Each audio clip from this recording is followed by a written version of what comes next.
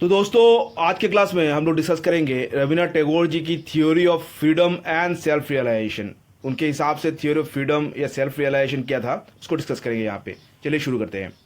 A specific Indian idea of freedom that started to evolve with Ram Mohan was articulated subsequently by Swami Vivekananda, Aurobindo Ghosh, Gandhi and Tagore। जो एक India में उस समय भारत में एक स्वाधीनता की जो आज़ादी क्या है या आज़ादी को लेके जो तर्क वितर्क या उसका जो एक आइडिया लोगों के मन मानस में जो पनपने लगी थी, तो वो किस तरह वो आइडिया पहले से उसका इवोल्यूशन स्टार्टिंग हुई थी राजा राम मोहन रॉय के द्वारा। उसके बाद ये सब्सिक्वेंटली आपका स्वामी विवेकानंद जी ने भी इसके ऊपर उनका आर्टिकुलेशन का अभिव्यक्ति किया उसके ऊपर, और फिर औरोबिंदो घोष, फिर गांधी जी और टैगोर, ये सभी मतलब क्या चाहते थे कि जो फ्रीडम होगा वो एक सिंथेसिस होगा भारतीय और वेस्टर्न आइडियाज़ की, एक सम्मिश्रित होके एक आधुनिक भारत की एक सोच होगा। जो आज़ादी के बाद एक भारत जो होगा वो पश्चिमी सभ्यता की जो उन्नत विचारधारा जो है, साइंस एंड टेक्नोलॉजी, उसको भी लेके चलेगा, और भारतीय जो मूल ट्रेडिशन है, कल्चर है, उसको भी लेके चलेगा। तो Vivekananda like Ram Mohan was rooted in Indian tradition. और स्वामी विवेकानंद जी जो थे वो राजा राम मोहन रॉय की तरह भी मतलब भारतीय जो उनका जो सोच था, भारतीय जो कल्चर है, ट्रेडिशन है, उस पर ये आधारित था। Aurobindo, Gandhi and Tagore reiterated his emphasis on harmony without losing sight of one's identity and culture। तो औरोबिंदो घोष यहाँ पे हो गए, फिर गांधी जी हो गए या टैगोर जी हो गए, ये सभी ने इस पे जोर दिया कि पश्चिमी जो चिंताधारा है, विचारधारा है, उसकी और भारतीय जो सोच है उनमें एक सामंजस्य, एक हार्मोनी, एक सौहार्दपूर्ण एक रवैया रखना होगा, और पश्चिमी सोच को भी हमें अपनाना होगा, और भारतीय जो ट्रेडिशन है, कल्चर है, उसको भी हमें अपनाना होगा, और इस तरह हमें आगे बढ़ना है। और ऐसा ना हो कि हम अपने इस आधुनिकता की दौड़ में अपना आइडेंटिटी या कल्चर खो दे। अपना आइडेंटिटी और कल्चर को पूरी तरह सम्मान करते हुए, सम्मान देते हुए हमें आगे बढ़ना है। पश्चिमी जो सोच है उसको भी, उसकी जो अच्छाई है उसको लेके आगे देखते हैं। For Tagore, freedom was not merely political emancipation, but the mingling of the individual with the universe, depicted in his song "My Freedom is in this air, in the sky, and in the light of universe"।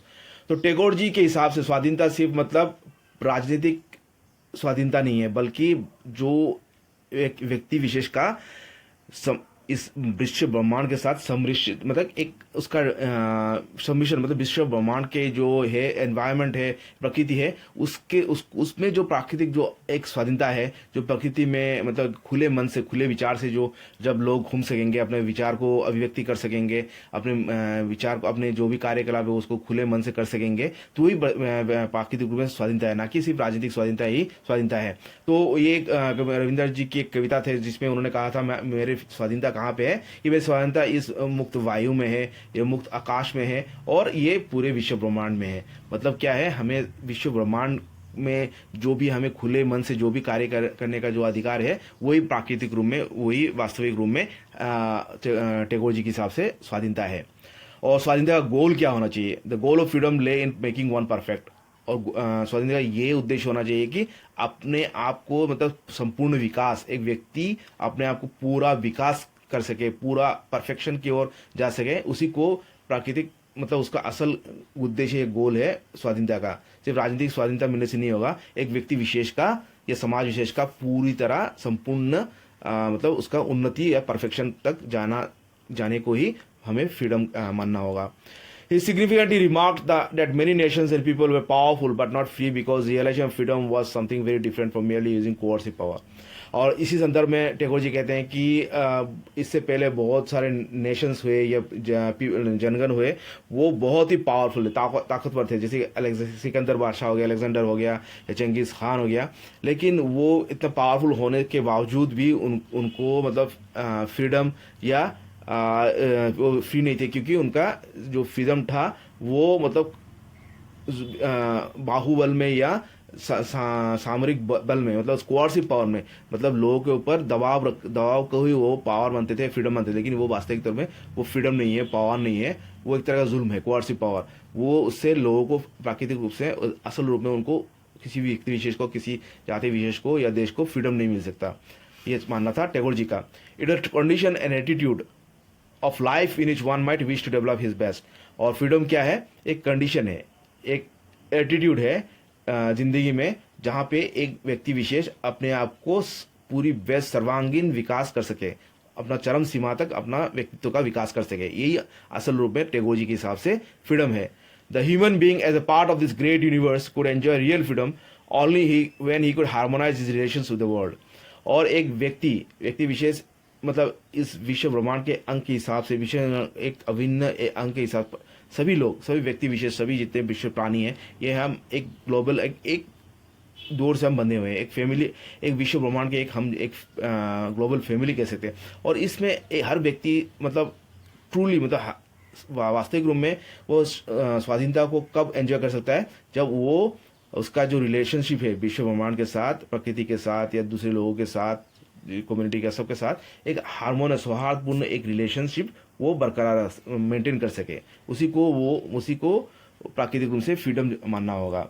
एक व्यक्ति विशेष का उसके relationship किस तरह उसका अपने पृथ्वी दूसरे लोगों के साथ या अपने प्रकृति के साथ, अपने एनवायरनमेंट के साथ उसका रिलेशन कैसा है। It is a bond of unity where power leads to disunity. और ये फ्रीडम है बॉन्ड ऑफ यूनिटी, एक एकता का जो बंधन है उसमें फ्रीडम है, ना कि पावर में। पावर तो क्या करता है, लोगों को डिसयूनाइट करता है, लोगों को मतलब भिन्न भिन्न कर देता है। लेकिन जो यूनिटी है, जो बॉन्ड ऑफ यूनिटी है, जो एकता का जो दौड़ है या बंधन है, वही प्राकृतिक रूप में लोगों को फ्रीडम देता है। अभी आगे देखते हैं। Tagore's notion of freedom was influenced by expressionism and political theorists of the early 20th century like Ernst Barker, Mary Follett, and Harold Lasky, who vigorously pleaded for a plural society as a basic precondition for the successful functioning of democracy. तो 20वीं शताब्दी के पहले सन में एक नया ये था, वो एक्सप्रेशनिज्म, जिसमें ये कहा जाता था कि लोगों को अपना जो मन का बात है, ये जो है एक्सप्रेशन करने का फुल्ली राइट होना चाहिए, फ्रीडम ऑफ एक्सप्रेशन जो कहते हैं। तो वो उसकी ओर मतलब राजनीतिक चिंताविद का सोच था। तो उसी से काफ़ी प्रभावित हुए थे टैगोर जी। और जो पॉलिटिकल थ्योरीज थे, जैसे कि 20वीं शताब्दी के पहले सन तक अर्न्स्ट बार्कर, मेरी फॉलेट या हैरोल्ड लस्की, ये सभी क्या करते थे, क्या उन सभी लोगों का सोच था कि वो प्लूरल सोसाइटी, मतलब सभी लोगों को की मिश्रित एक, मतलब सिंगुलर नहीं, प्लूरल मतलब सभी लोगों का सम्मिश्रित एक मतलब डाइवर्स कल्चरल एक सोसाइटी की वो बात करते थे। तो उसी से टैगोर मतलब काफ़ी प्रभावित हुए थे। और ये अर्न्स्ट बर्कर या मेरी फॉलेट या हैरोल्ड लस्की क्या कहते हैं कि प्लूरल सोसाइटी जो है, जो सभी एक मिला जुला एक जो सोसाइटी है, वो एक बेसिक प्री कंडीशन है, वो मतलब वो एक बेसिक कंडीशन है, बेसिक ये तो यही कंडीशन के आधार पे मतलब डेमोक्रेसी सक्सेसफुल हो सकता है। एक सक्सेसफुल एक डेमोक्रेसी को डेमोक्रेसी चलने के लिए, फंक्शनिंग करने के लिए बेसिक प्रीकंडीशन क्या है? एक प्लूरल, एक डाइवर्स मतलब एक सोसाइटी होना होगा। He shared with Eliot the idea of modern society as mechanical and hollow, thwarting the creative human spirit and energies. और वो मतलब जो इलियट थे, पोएट थे टी.एस. इलियट, उनके साथ वो एक सम्मत थे।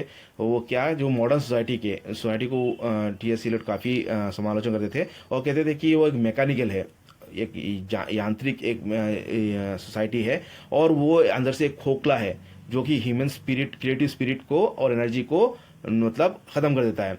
तो टैगोर जी भी इसी संदर्भ में उनसे काफ़ी मतलब सहमत थे टी.एस. इलियट के आइडिया से कि और वो मॉडर्न सोसाइटी को एक मैकेनिकल और होलो मानते थे, अंदर से खोखला एक सोसाइटी मानते थे, जो कि लोगों को अपना जो क्रिएटिव स्पिरिट है और एनर्जी से वंचित करता है। और Tagore ji, he desired a freedom that would enable a human being to realize his ideas and aspirations as it found expression in different types of creative art with the help of reason and scientific outlook, and by allowing the potentialities of industrialization towards human liberation. और टैगोर जी एक ऐसा स्वाधीनता की बात करते हैं जहाँ पे एक व्यक्ति को वो उसकी आइडियाज़ और एस्पायरेशंस है जो है उसको फुल्ली एक्सप्रेशन, उसको अभिव्यक्ति करने का पूरा स्वाधीनता हो। और ये हो सकता है different types of creative art हो सकता है, या तर्क वितर्क हो सकता है, रीजन हो सकता है, या साइंटिफिक आउटलुक का भी वो इस्तेमाल कर सकता है यहाँ पे। और एक व्यक्ति विशेष को या जाति विशेष को पूरी तरह स्वाधीनता होना चाहिए कि वो मतलब उसका जो अंदरूनी जो क्रिएटिव टैलेंट है उसका विकास कर सके। और इसके लिए जो ह्यूमन सोसाइटी को डेवलपमेंट के लिए जो इंडस्ट्रियलाइजेशन जो औद्योगिकरण जो भी लोगों को सहायता कर रहा था, जो भी मतलब बल या जो एक फोर्स प्रदान कर रहा था इंडस्ट्रियलाइजेशन, उसका भी सहायता अगर लेना पड़े ह्यूमन लिबरेशन के लिए, तो उसके लिए भी मतलब टैगोर जी सहमत थे। वो इंडस्ट्रियलाइजेशन को की उपयोगिता मनुष्य की लिबरेशन, ह्यूमन लिबरेशन के हेतु इस्तेमाल करने में वो सहमत थे।